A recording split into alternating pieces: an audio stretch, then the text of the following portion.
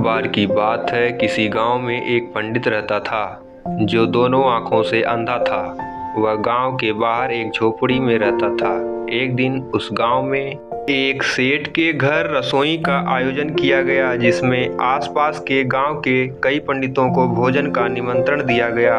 इसी प्रकार गांव के बाहर रहने वाले उस पंडित को भी भोजन का निमंत्रण देने के लिए सेठ ने अपने नौकर को भेजा। जब नौकर पंडित जी के घर पहुंचा तो उसने पंडित जी को आवाज लगाई, तो पंडित घर से बाहर आकर बोला, कौन है भाई? नौकर ने अपना परिचय दिया और कहा कि गांव में सेठ के घर एक बड़ी रसोई का आयोजन किया जा रहा है, जिसमें आपको भी भोजन का निमंत्रण भेजा है। सेठ जी ने पंडित बोला, अच्छा, फिर तो मैं जरूर आऊँगा वहाँ। नौकर बोला, हाँ पंडित जी जरूर, आप तैयार रहना, मैं आपको लेने के लिए आ जाऊंगा।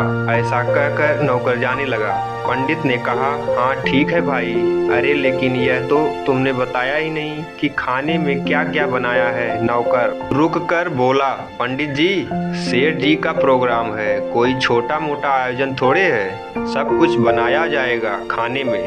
पंडित बोला, अरे मैंने बस ऐसे ही पूछ लिया। नौकर ने कहा, आप चिंता न करें, वहाँ सब कुछ मिलेगा खाने में, हलवा पूरी, सेव नमकीन, बर्फी वगैरह वगैरह। पंडित बोला, हाँ हाँ मुझे मालूम था कि ऐसा ही कुछ मैं वहाँ पहले भी खा चुका हूँ। नौकर के जाने के बाद पंडित मन ही मन सोचने लगा कि यार वह सब तो ठीक है, परंतु यह वगैरह वगैरह क्या है, यह अब भी समझ नहीं आया। यह तो कोई नया पकवान लगता है इस बार। अगर ऐसा है तब तो मैं जरूर जाऊंगा इस बार, देखूं तो सही कैसा लगता है यह वगैरह वगैरह। शाम होने पर सेठ का नौकर पंडित को खाने पर ले आया और पंडित को एक पंगत पर बैठा दिया।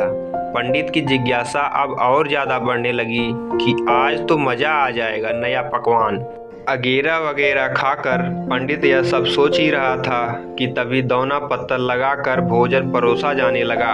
अब पंडित जी की स्वादेंद्रियां जाग उठी। अब जैसे ही पत्तल में कोई पकवान रखा जाता, पंडित टपक से उसे छूकर यह जानने की कोशिश करता कि वह क्या है, और सोचता, अच्छा यह तो रसगुल्ला है, अरे यह तो मिठाई है, हाँ यह तो बर्फी है, यह सब तो मैं कई बार खा चुका हूँ, मुझे तो बस वह मिल जाए। अब सबसे पहले तो मैं उसे ही चखूंगा और बाकी सब बाद में। धीरे धीरे पत्तल भरती गई और पंडित इसी तरह सभी पकवानों को उत्सुकता से जांचता रहा, परंतु उसे अब भी इंतजार था और उस अनजान और मायावी चीज का, जिसके लिए वह आज पूरे दिन भर नमक का पानी पी पी कर भूख को बढ़ाता रहा। वह सोचने लगा, आखिर कब आएगा वगैरह वगैरह। पूरी पत्तल भर चुकी, अब तो तभी किसी की आवाज आई कि भोजन शुरू किया जाए।